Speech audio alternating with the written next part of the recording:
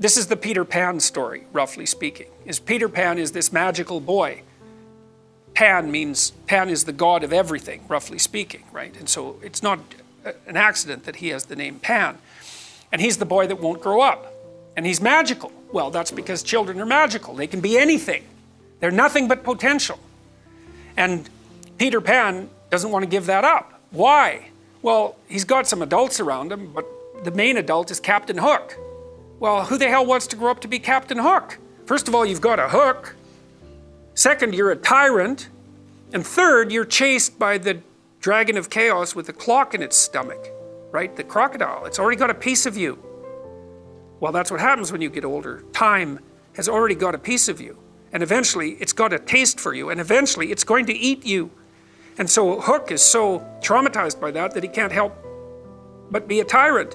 And then Peter Pan looks at traumatized Hook and says, well, no, I'm not sacrificing my childhood for that.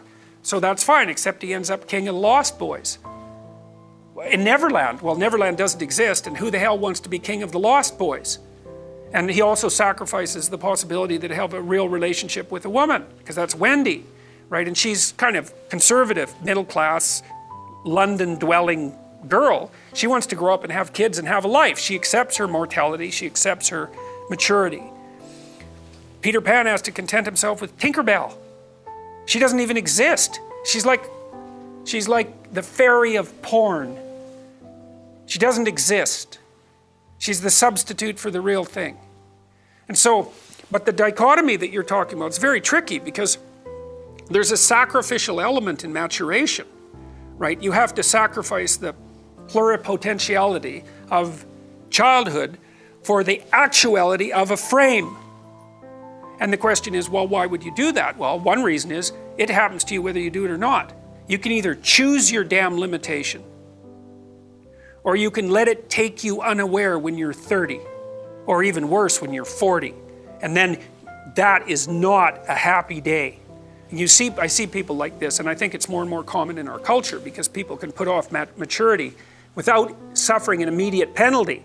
But all that happens is the penalty accrues, and then when it finally hits, it just wallops you, because when you're 25, you can be an idiot. It's no problem. Even when you're out in a job search, it's like, well, you don't have any experience and you're kind of clueless. It's, yeah, you're young, it's no problem. That's what young people are like, but they're full of potential. Okay, well, now you're the same person at 30. It's like people aren't so thrilled about you at that point. It's like, what the hell have you been doing for the last 10 years? Well, I'm just as clueless as I was when I was 22. It's, yeah, but you're not 22. You're an old infant, right? And that's an ugly thing, an old infant. So part of the reason you choose your damn sacrifice, because the sacrifice is inevitable, but at least you get to choose it. And then there's something that's even more complex than that in some sense, is that the problem with being a child is that all you are is potential, and it's really low resolution. You could be anything, but you're not anything. So then you go and you adopt an apprenticeship, roughly speaking, and then at least you become something. And when you're something, that makes the world open up to you again. Like if you're a really good plumber, then you end up being far more than a plumber, right? You end up being a good employer. Not that plumbers, I'm not putting plumbers down. It's like more power to plumbers. They've saved more lives than doctors. So, hygiene, right? So, if you're a really good plumber, well, then you have some employees, you run a business, you train some other people, you enlarge their lives, you're kind of a pillar of the community, you have your family. Once you pass through that narrow training period, which narrows you and constricts you and develops you at the same time, then you can come out the other end with a bunch of new possibility at hand. And Jung talked about that. He thought that